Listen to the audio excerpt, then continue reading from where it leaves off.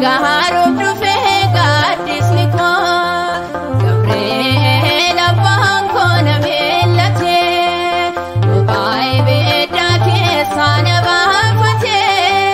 gaara laafessa koo gaafa rakkoo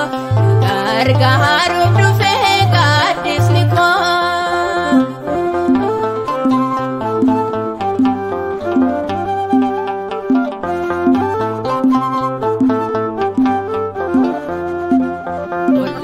Beeda keessa soobu'eera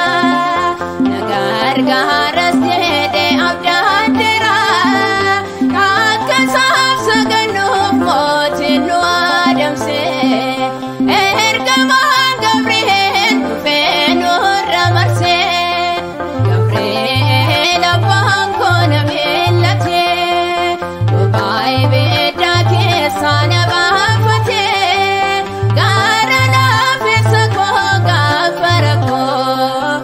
gargaaruuf dhufe gaaddisni koo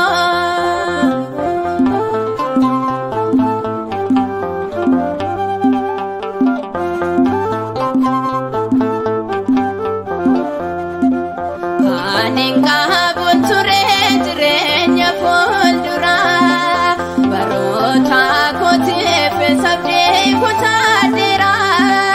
mootiin na darbannaan boolla beedaatti Gabriel na furee hidhaasee qanaatti Gabriel abbaan koo na mil'ate Dubaay beedaa keessa na baafate gaara laafessa koo gaafa rakkoo gargaaruuf dhufe gaaddisni koo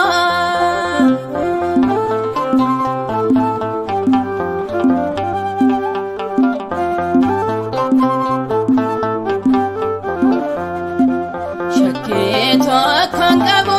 ergaan kan ta'e farfaachuudha malee hobdii sanaan dha'e jaalala Gabriel yoomuun irraan fudhu ootunni naaf jiru diinaa koon sodaadhu Gabriel abbaan koo na mil'ate Dubaay beedaa keessa na baafate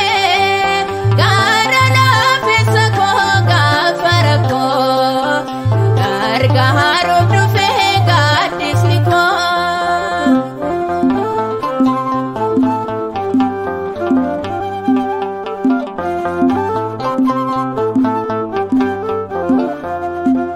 ilaalaa yaa namaa hojii ergamichaa mo'eetaa naaf laate qaneesse diinichaa ebiddaa keessatti kan namaaf firmatu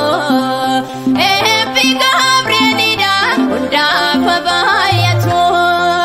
Gabriel abbaan koo na mil'ate